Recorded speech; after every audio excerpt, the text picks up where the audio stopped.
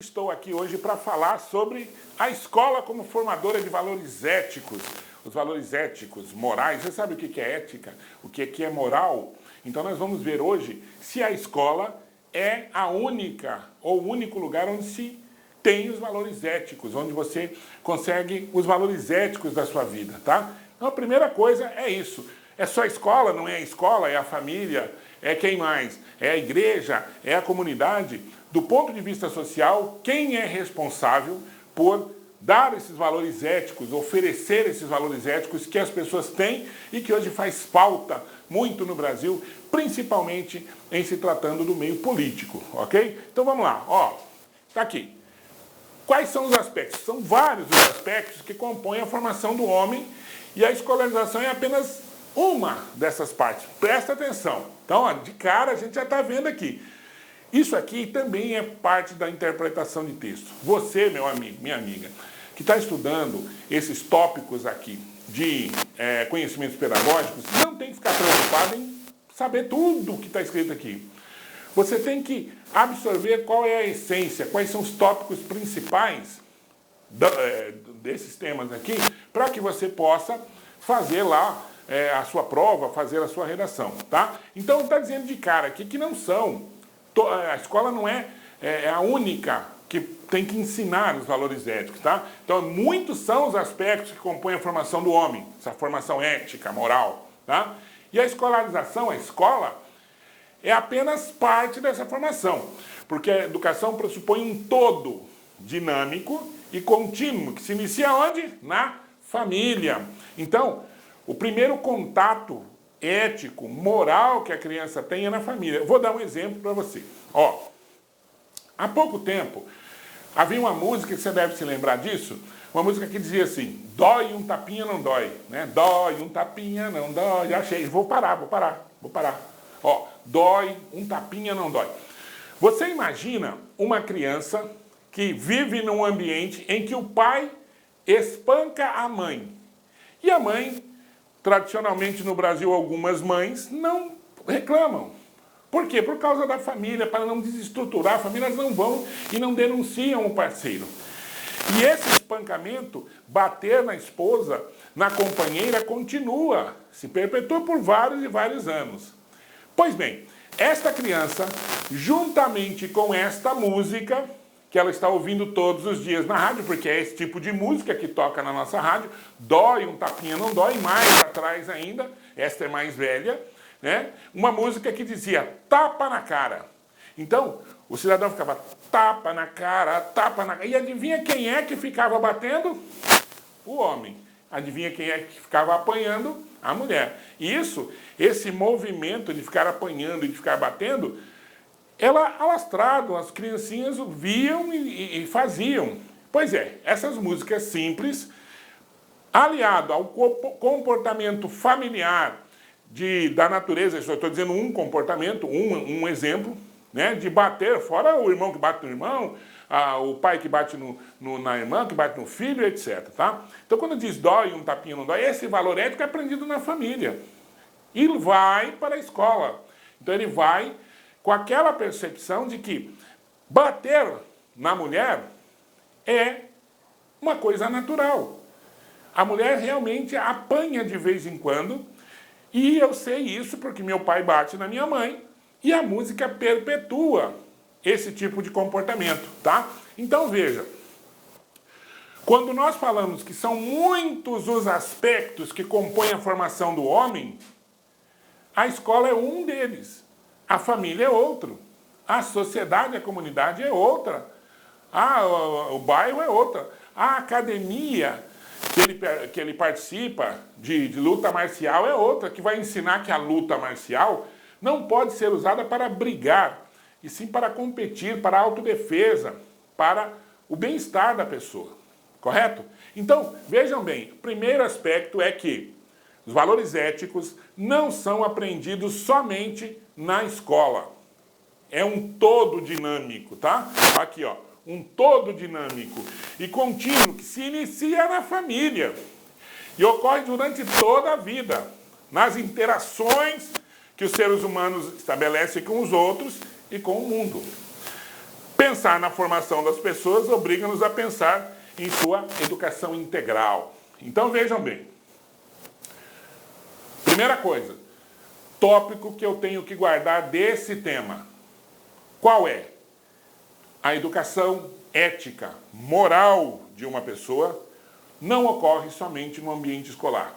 O ambiente escolar é um dos elementos, um dos locais em que há a interação, em que há esse aprendizado dos elementos morais e éticos, tá? Mas isto ocorre de maneira dinâmica, é um todo dinâmico, que se inicia na família, ok?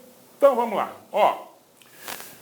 O cenário da educação brasileira é bastante complexo, tá? Então a mídia e as pesquisas mostram diferentes problemas. Presta atenção, o que a mídia nos mostra hoje, tá? Que vão estar diretamente relacionados com a aprendizagem, com o aprendizado desses valores éticos. Falta de valorização do professor, falta de estrutura, falta de apoio da família, crianças de famílias desestruturadas, tá? Então, as pesquisas mostram que existe isso. Aí você imagina uma família desestruturada, que tipo de ética se aprende, ou se tem, ou se constrói, ou se valoriza numa família desestruturada. Então eu tenho que pensar numa família desestruturada no sentido de não ter a perspectiva básica de apoio aos filhos. Uma ou outra família que vai se separar, por exemplo, e quando eu falo desestruturada, eu não estou falando uma família separada. Eu posso ter uma família unida, pai, mãe, filhos, e esta família ser desestruturada. Tá? Desestruturado significa não ter valores, não ter perspectivas, tá? Então não tem emprego, os filhos não têm a higiene, a alimentação adequada, enfim, não tem uma base estrutural que possa fazer com que eles cresçam e tenham valores morais e éticos suficientes para que a sua vida possa ser uma vida cidadã, uma vida normal, tá? Então nós temos uma cultura que não valoriza o ensino, entre outras questões, tá? Primeira coisa, que eu estou falando de ensino, não estou? Estou falando de ensino lá, primeiramente, de casa, da família. Então, a criança está a todo momento se aprendendo, e esse aprendizado gera um comportamento, e esse comportamento é balizado, ele tem como parâmetro valores que eu vou aprendendo na família, na escola, em outros lugares. Aí eu pergunto, quando esta base familiar desestruturada, juntamente com outros valores sociais que nós aprendemos na sociedade, que muitas vezes não são valores que nós devemos cultivar como bons valores. Por exemplo, furar fila, dar um jeitinho, levar vantagem, que são características da nossa sociedade, certo? Ser preconceituoso, são valores que nós temos como parâmetros na nossa sociedade. Então, quando isso acontece, quando não há esse entendimento, e isso começa pela educação, principalmente pela família, então a família não tem esse compromisso. Leva para a escola, que também faz o seu papel, mas não é suficiente. E vai para a sociedade, onde isso é multiplicado, pronto. Temos um cenário de barbárie, temos um cenário de pessoas que não conseguem viver socialmente de maneira digna, de maneira correta. E aí nós vamos eternamente reclamar de tudo, principalmente da corrupção e da corrupção dos nossos políticos, ok? Então vamos lá. Ó, mesmo com tantas adversidades, presta atenção que quando eu coloco esse mesmo aqui, isso é uma conjunção concessiva. Sabe o que é conjunção concessiva, meu amigo, minha amiga? Você que não sabe o que é conjunção concessiva, é uma conjunção que inicia com uma ação ou com uma atitude ou com uma ideia contrária do que nós dissemos anteriormente. Nós não falamos que há um cenário de barbárie? Então ele está dizendo, mesmo com tantas adversidades, mesmo com esse cenário de barbárie, no Brasil, a escola mantém-se como grande responsável pela transmissão dos conhecimentos universais e como instituição que possibilita construção e internalização do conhecimento, atuando inclusive na formação ética e moral do aluno. Vejam, então, a escola é ainda, embora esse cenário seja muito ruim, ela é ainda a instituição onde você aprende os conteúdos de história, de geografia, conteúdos que são próprios do conhecimento. Mas, além disso, você aprende também a ser cidadão, a ser ético. Você sabe que você não pode bagunçar na sala de aula. Você vai sofrer punição. E essa punição que você sofre na sala de aula, ou que a criança sofre na sala de aula, ela se amplia na sociedade. Porque a escola é um microcosmo da sociedade. Ela vai atuar como formação de um indivíduo que vai para a sociedade. Então, quando a escola pega esta criança e põe de castigo, esse castigo vai se ampliar quando ela for para a sociedade e fizer alguma coisa errada. Ela tem que saber disso. Agora, principalmente, a escola tem que saber disso para poder ampliar essa noção social que o aluno precisa ter. Então, olha só. Se o aluno ele tem noção de que quando ele faz alguma coisa errada, ele sofre algum tipo de penalidade, ele vai levar essa noção para a sociedade. E aí também a sociedade vai puni-lo de alguma maneira se ele fizer alguma coisa errada. Ele tem que saber disso. Agora, se a escola não faz o seu papel, que é exatamente mostrar isso para o aluno, a escola passa a mão na cabecinha do aluno, porque é um reflexo do que a sociedade faz com as pessoas, ela passa a mão na cabeça de muitas pessoas, do menor infrator, passa a mão na cabeça do político que rouba, porque dá a impressão que no Brasil roubar é compensável, compensa roubar, porque você fica pouco tempo na cadeia, sai milionário, é isso que acontece. Então, se acontece isso na escola, acontece isso na sociedade. Se acontece na sociedade, a escola copia isso, e aí nós temos um problema social enorme, que nós temos hoje. Então, olha só, a escola, apesar de tudo, ainda é o lugar onde você vai aprender, onde se aprende conceitos, e esses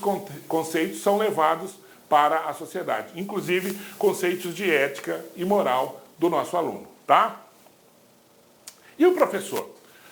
Presta atenção, o professor, além de ter uma atitude de ensinante, daquele que vai ensinar alguma coisa para o aluno, é um formador. Formador por quê? A sua relação com os outros, com a vida, com seus próprios aprendizes, influencia sobremaneira seus educandos. Então, o que está dizendo? Olha, são microcosmos, né? Então eu tenho a sociedade, que é o maior. Eu tenho a escola, que é outro. Eu tenho a família, que é outro, e eu tenho o próprio professor. Vejam, tudo que se aprende é um conjunto de um todo. De um todo. Então, isso é a funcionalidade da nossa sociedade. Então, estou dizendo aqui um parâmetro da sociedade positivista que nós vivemos. Infelizmente ou felizmente, né, depende do seu conceito, é assim. Tá? Então, o que acontece? A formação do professor, aquilo que ele tem de conhecimento e que ele vai passar juntamente com os conhecimentos formais de sociologia, de filosofia, de educação artística, português, o seu conhecimento, a sua base teórica, aquilo que ele tem de visão de mundo, vai influenciar também o aluno para ter a sua visão de mundo. Ok? Então, quando eu falo aqui, ó, o professor, além de ter uma atitude de ensinante, quer dizer, ensinar o conteúdo formal, porque a relação com os outros, porque a sua relação com os outros, com a vida e com seus próprios aprendizes, influencia sobre a maneira de seus educandos. Então, além de ensinar, ele também é um influenciador. Se ele tem uma atitude, um discurso que seja construtivo, o aluno terá esse discurso construtivo também como referência. E aí ele vai ser um aluno melhor, um aluno pior, dependendo de como vai ser construído. Acredita-se que sim, o professor consegue passar na sua maioria, na maioria das vezes, uma perspectiva ética, moral para o seu aluno, que vai ser algo construtivo, tá? Então, nesse sentido, o amadurecimento moral e a ética do professor são fundamentais no exercício de sua profissão. Professor ético, aluno tende a ser também ético. Porque, principalmente para os menores, o professor é o espelho. É aquele ainda que tem alguma credibilidade. É aquele ainda em que eu posso confiar, às vezes, os meus segredos mais íntimos que eu não confiaria para a minha própria família. Tudo bem? Então vamos lá, vamos à frente. Então o termo ética, o que é ética? É bastante complexo, uma vez que tal conceito ainda não é claro. As pessoas falam de ética e moral, mas não sabem o que é ética. Tá? Então o que é ética? Qual que é a diferença da ética e da moral? Uma vez que elas são colocadas lado a lado. Tá? Então vamos ver aqui. O que é ética? Ética é um saber científico que se enquadra nas ciências sociais.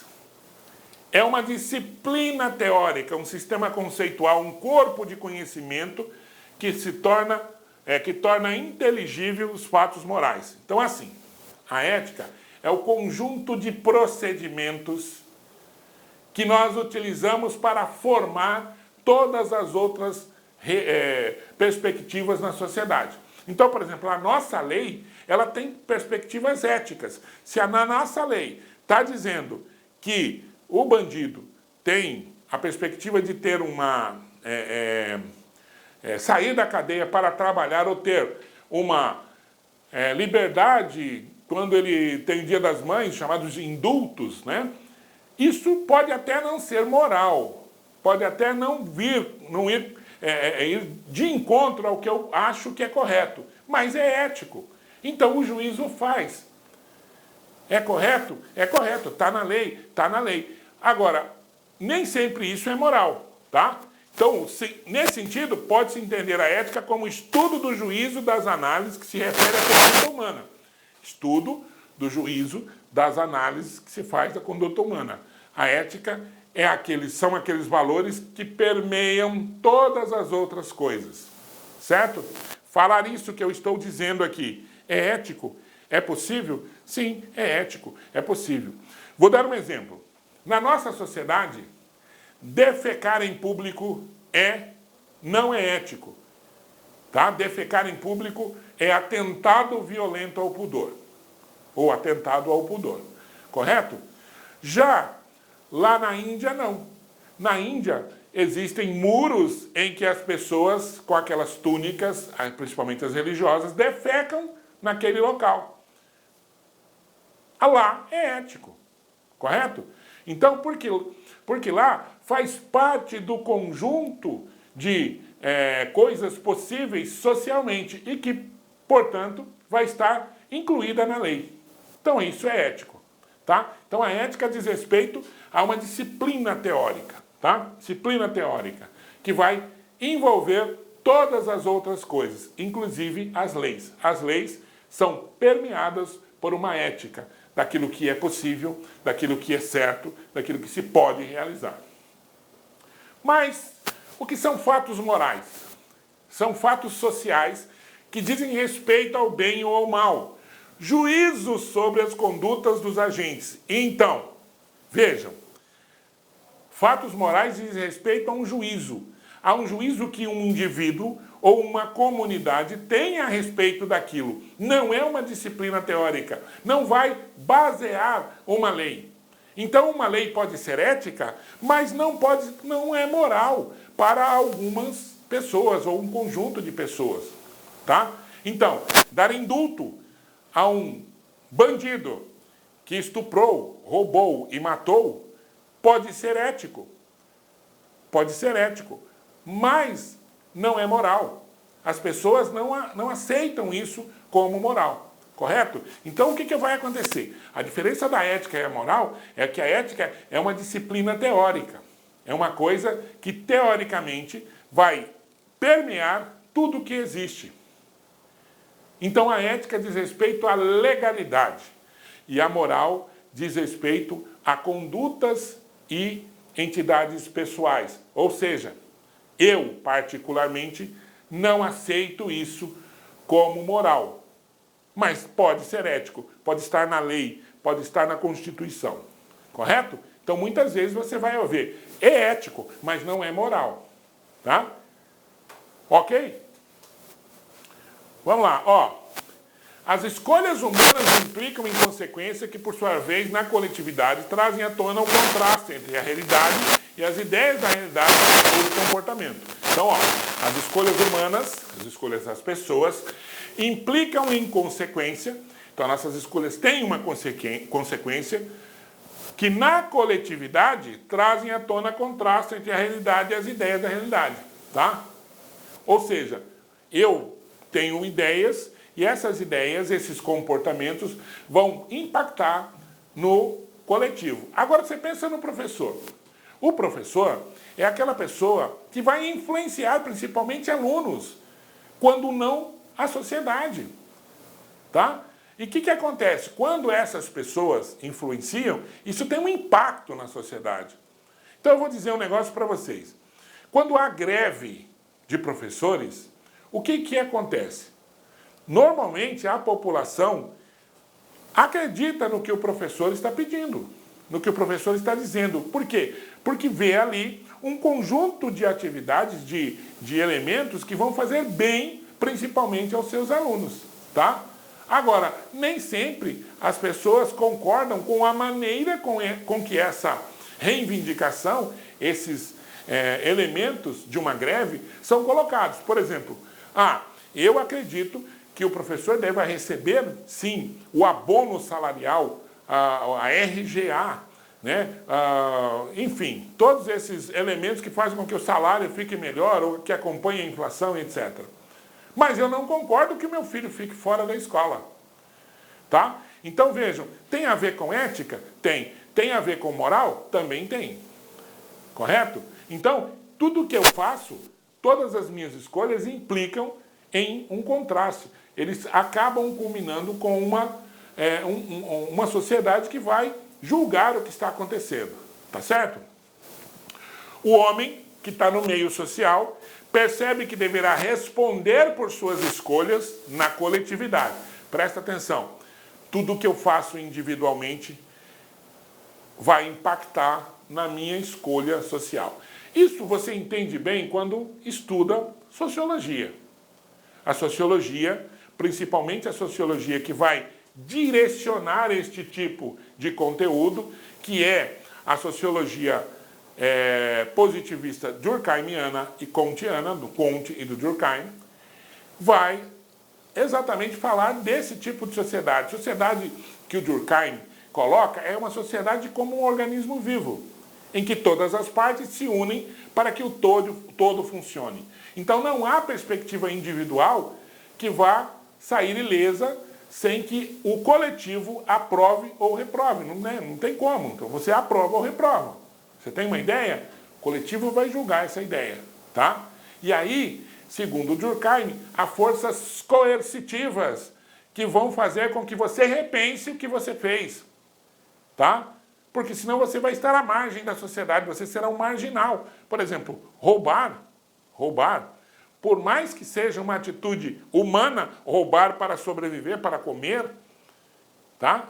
Que é previsto na lei, quando o cara rouba para comer, e ele prova que ele roubou para subsistência, que é para ele não morrer de fome, tá? Eu estou morto de fome, o que eu faço? Eu invado um supermercado, pego uma bolacha e como, tá? Então, isso tudo, por mais que essa atitude seja ética, vai haver um julgamento pelas pessoas. Então, há pessoas que vão dizer, vagabundo, ladrão tem que ser presa. Outras pessoas vão se comover e vão dizer, não, mas ele roubou para comer. Outras vão dizer assim, mas se todo mundo roubar para comer, que estiver com fome, não vai ter jeito na sociedade. Então vai haver um julgamento.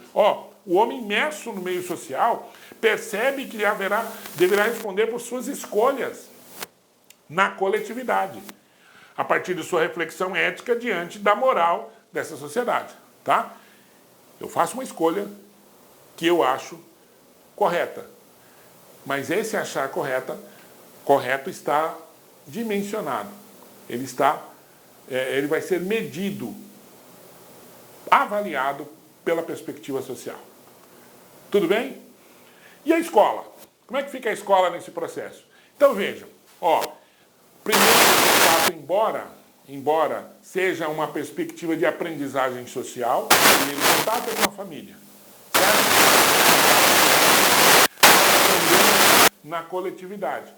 Se a nossa sociedade é uma sociedade que tem valores éticos muito ruins, na escola não vai ser suficiente para dar conta dessa perspectiva ética que nós precisamos. E muito do que nós aprendemos na escola é reflexo da sociedade. Então vejam bem, a sociedade pega, tem uma conduta e escolhe a escola para representar no ensino das pessoas desta conduta. Isso vai ter como reflexo uma educação também ruim. A educação, portanto, ela tem que ter uma base ética de um país como o nosso, tá? Como eu já falei, do jeitinho, de furar fila, de se dar bem, de ser o mais esperto, tá? Isso, numa sociedade funcionalista, positivista como a nossa, tem um reflexo que é um reflexo social maior, é um reflexo muito maior do que a escola pode garantir como coisas éticas do ponto de vista moral, daquelas coisas que são corretas, tá? E aí a própria escola acaba tomando para si algumas atitudes da sociedade. E aí fica ruim, fica ruim. Que atitudes são essas? Como eu já falei, atitudes de não penalizar um aluno que faz, então passa a mão na cabeça, o aluno vai 1, 2, 3, 4, 5 vezes para a diretoria e sempre tem a mesma atitude. Assina um papelzinho, a mãe vem, conversa, e não é uma atitude concreta do pai, da mãe, da sociedade para com esse aluno. Quando ele sair, o que acontece? Ele vai perceber ou ele vai crer que o que ele fizer vai ser também dessa maneira. Algumas pessoas vão passar a mão na cabeça dele, ele vai ser menor, não vai ser punido, e por aí vai. Tá? Então, é preciso que haja esta noção. Qual o papel da escola, então? Ela tem um papel fundamental porque é a instituição responsável por oportunizar a criança seu primeiro convívio social depois da família. Tá? Então, ele sai da família onde ele tem um convívio com um irmão, pai, mãe, tio, microcosmo da sociedade. Certo? Aí ele chega na escola, ele vai ter um convívio social com pessoas diferentes, totalmente diferentes, na sua sala de aula, na própria escola e na comunidade escolar. E aí ele vai perceber e conviver com valores éticos totalmente diferentes ou iguais ao que ele tinha. E ele vai juntar tudo isso para poder criar o seu conceito de ética e de cidadania. Ora, se na sua família as pessoas trabalham com dignidade, com esforço, tal, com dedicação, são pessoas que pegam aquele dinheiro sofrido, fazem uma poupança, agora ele vai ser uma criança que vai crescer com essa perspectiva. Se na sua família as pessoas estudam, e ele vai para a escola e as pessoas também estudam, ele vai ser uma pessoa que estuda. Se na sua família há pessoas que não estudam, que não cobram desta criança que ele tem que estudar, não só na escola, mas em casa também. A casa, a família, é uma extensão da própria escola no sentido da educação. Ele não vai ser uma pessoa que vai estudar e isso vai ter reflexo lá na frente, tá?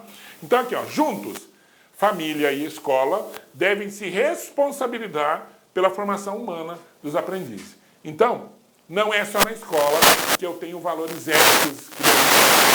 Veja, a escola é um dos elementos onde os valores éticos devem ser aprendidos juntamente com as disciplinas formais, as disciplinas teóricas, com a ciência. Outros valores devem ser aprendidos na família e outros valores são aprendidos socialmente. Tudo bem? Vamos lá. Ó, lembra do embora? Ação contrária. A maior responsabilidade da formação dos valores, seja da família, em grande parte a escola se vê obrigada a assumir quase que integralmente a formação para os princípios e valores universais. Isso no Brasil.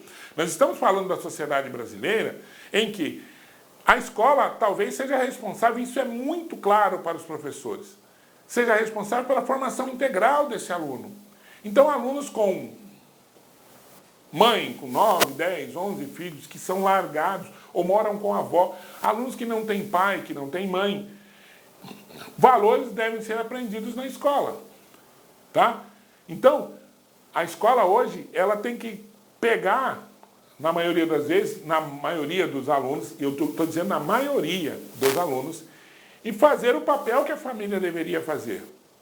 Acontece que quando esse aluno volta para a sua comunidade, volta para o seio familiar, ele volta a ter aquela referência. Então a escola bate contra a família. Ela dá murro em ponta de faca. Certo? Então, quando não há um comprometimento, família, escola, sociedade, a escola só não consegue garantir. Ela tenta, ela faz o seu papel, mas ela sozinha não consegue garantir essa formação ética que é necessário com o comprometimento de todo o segmento social, família, sociedade e escola. Tá? Então, o que o professor deve fazer? O professor papel do professor nesse contexto é possibilitar aos educandos alternativas teóricas e práticas, levando-os a conhecer valores do que é certo, do que é errado, do que é bom, do que é ruim, ou seja, indicando valores sociais e culturais por meio de suas próprias posturas. Professor ético tem grande chance de mostrar para o aluno que a ética é uma coisa boa, tá? Isso começa por pequenas atitudes. Se o professor desde pequenininho o professor não, desde que a criança que esteja com ele seja pequenininha, desde pequeno, se o aluno sabe que o professor o cobra para não jogar papel no chão, para não pegar as coisas dos outros, tá? Para levar o lixo e colocar no lixo, para pegar o livro e colocar na estante onde ele pegou o livro didático, o livro que é para ser emprestado, para ele não pegar as coisas dos outros, para ele não sumir, fazer brincadeiras que não são brincadeiras saudáveis.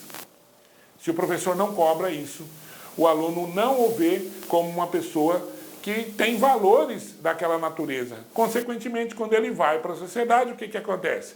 Joga papel no chão. O cara está viajando, tomando um refrigerante. O que ele faz?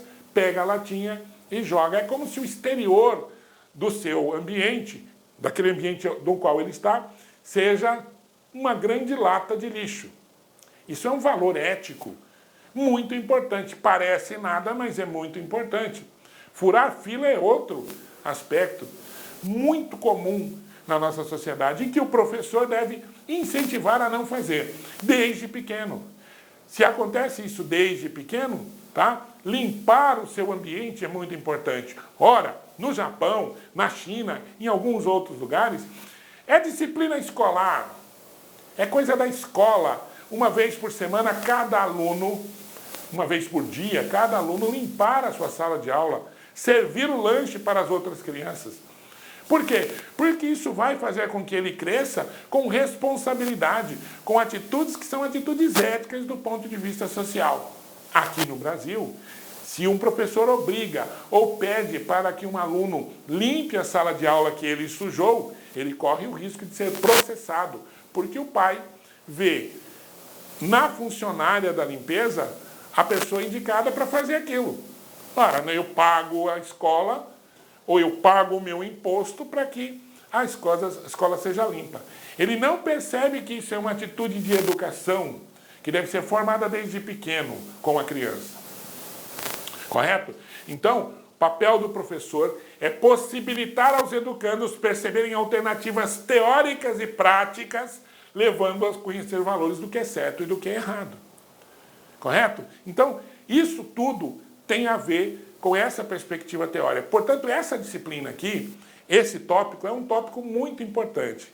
Você precisa ter em mente quem é responsável pelo conjunto de atitudes corretas que devem ser aprendidas pelo educando, aprendidas pelo aluno. Primeiro, a família. Depois, a escola. E, por último, a sociedade. E a sociedade é um caminho de ida e volta. Se eu sou ético, eu quero uma escola ética e, por conseguinte, eu vou ter uma família ética. Certo? Se isso não funciona, a carga recai sobre a escola. E, de repente, ela não dá conta de fazer com que todo esse conhecimento, todas essas informações sejam levadas de forma correta. Tá? Bom, Criar estímulo cognitivo de aprendizagem num programa de educação moral significa perturbar o equilíbrio do indivíduo. Nós não temos mais essa disciplina da educação moral, que era uma coisa da época da ditadura. Só que na época da ditadura, era uma educação moral para a ditadura. Então muita gente tem aversão a falar, uma disciplina de educação moral. Ora, uma disciplina de educação moral que não seja para a ditadura, seria uma disciplina importante. Tá? Agora, ela pode estar diluída nas outras disciplinas. Eu posso, na história, na geografia, a Constituição Federal, a nossa LDB 9394/96, nos seus PCNs, tá? O que acontece? Ela prevê disciplinas ou elementos ou assuntos que percorram como temas transversais em todas as disciplinas. E uma das coisas é a ética. A ética tem que ser colocada em todas as disciplinas. Tá? É no filme que eu assisto, eu coloco valores éticos, eu tenho valores éticos, de preferência em filmes infantis. O bem vence o mal. O menino que rouba, ele se arrepende do roubo, volta, devolve, sofre as consequências. Isso está nos desenhos. Tá? Então, quando acontece isso, eu tenho a condição de mostrar para o meu aluno, reforçar para ele que os valores éticos devem ser aprendidos, devem ser fortificados, cultivados pela pessoa para que ela viva bem em sociedade. Tá? Então, criar estímulos cognitivos no programa de educação moral significa perturbar o equilíbrio do indivíduo. Por que equilíbrio? Porque uma pessoa que tem na sua cabeça já formada desde a família conceitos errados, aquilo vai chocar com seus conceitos. E ele próprio vai ensinar lá na família, de repente, alguns conceitos que ele aprendeu na escola. Tipo, uma criança pequena que aprende de fato o que é certo e o que é errado, quando vê o pai fazendo coisa errada, tá? Fala, olha, não pode. Certo? Um exemplo, furar o sinal. Quantas crianças não dizem para o pai, pai, não pode furar o sinal. Eu não posso passar no sinal vermelho porque eu posso levar multa. Eu aprendi isso na escola. A tia me ensinou lá na escola. Tá? Agora, se esse fato de furar o sinal, mesmo com a criança falando que não pode, vai mostrar para essa criança que o que ela aprende na escola é o que está errado. O pai está certo. E aí há esse confronto e a dificuldade da família, da escola, conseguir levar esses elementos corretos, éticos, para a criança sem o apoio da família. Com essa contraposição de que a família faz ou de que as pessoas fazem. Eu estou dando um exemplo, não estou dizendo que toda família é assim, obviamente. Então, fazer isso, perturbar o equilíbrio do indivíduo, criando uma situação na qual ele, diante de um problema a resolver, experimente um conflito. Tá? Então, é sempre no conflito. Quando você fala em conflito na sala de aula, você traz uma situação problema. Tá? Para que ele, dentro dessa situação problema e com o conteúdo já ético que ele tenha, consiga responder a essa demanda, responder a essa perspectiva. Tá bom? Bom, então, nessa perspectiva do conflito com os pares, mediada pelo professor acerca de dilemas morais a partir da situação problema, leva o aluno a deparar-se com questões, como a gente já colocou. Tudo isso leva o aluno a questionar o que é certo e o que é errado. Tá bom? Ok? Bom, o que o Paulo Freire vai dizer sobre isso? Só somos porque estamos sendo. Estar sendo é a condição entre nós para ser. Não é possível pensar os seres humanos longe, sequer da ética, quanto mais fora dela. Então, nós somos porque estamos sendo. Nós vivemos porque estamos vivendo. Nós nos relacionamos porque temos relacionamentos. Nós aprendemos porque nós conflituamos aquilo que nós temos com a nossa realidade. Tá? E aí tomamos decisões a partir de elementos éticos que nós aprendemos onde? Na escola. Tá bom? Deixo aqui o meu abraço. Veja, espero que você tenha gostado. Esse é um tema muito importante que acredito que seja alvo de muitos questionamentos aí no seu concurso. Tá bom? Um abraço para você, até a próxima. Fui. Olá, meus amigos, minhas amigas, quero convidar você que vai fazer o concurso da SEDUC Mato Grosso 2017, fazer essa nossa isolada. Essa nossa isolada chama-se Políticas Públicas Educacionais, 100% focado e direcionado para a prova discursiva. Este concurso da SEDUC, tanto para o cargo de técnico quanto para o cargo de professor, a banca examinadora está cobrando uma prova discursiva, que é uma prova de redação, de até 30 linhas e mais 4 questões discursivas. 4 questões discursivas versando as 2 provas sobre o quê? As políticas públicas educacionais. Cara, papo reto. Já pensou? O cara chega lá e pede para você fazer uma redação de 30 linhas sobre os efeitos negativos da escola inclusiva.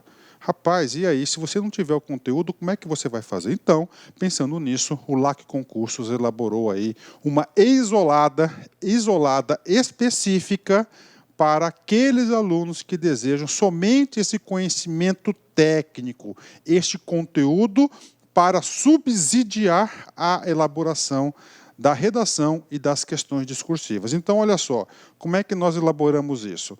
Nós pegamos aqui, tem 2 módulos, tá? Tem um módulo que está sendo gravado nesse momento do nosso grande amigo e parceiro aqui, professor César Bodão.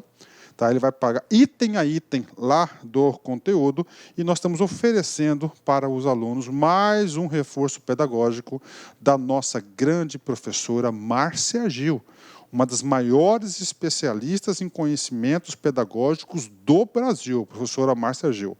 Papo reto com vocês, se vocês assistirem às aulas do Bodão, mais as aulas da professora Márcia Gil, vocês terão todas as condições de acertarem todas as questões aí, aliás, terem condições de elaborar uma questão discursiva ou uma redação. Professor, quanto custa? Então, olha só, custa apenas, né, custa apenas R$50 este módulo teórico, incluindo as aulas do professor César Bodão e as aulas da professora Márcia Gil. Não está incluso a correção de redação, tá? E nem questões discursivas. Agora, se você deseja fazer o nosso curso completo de provas discursivas, lá você vai ter aulas de redação, esses 2 módulos, e nós iremos corrigir 3 redações para vocês, já tem os temas sugeridos, e nós iremos corrigir mais 3 questões discursivas de acordo com o edital, e você terá aí todo o feedback do professor. Este módulo específico custa apenas aí 10 mensalidades de R$15. Bacana, meus amigos?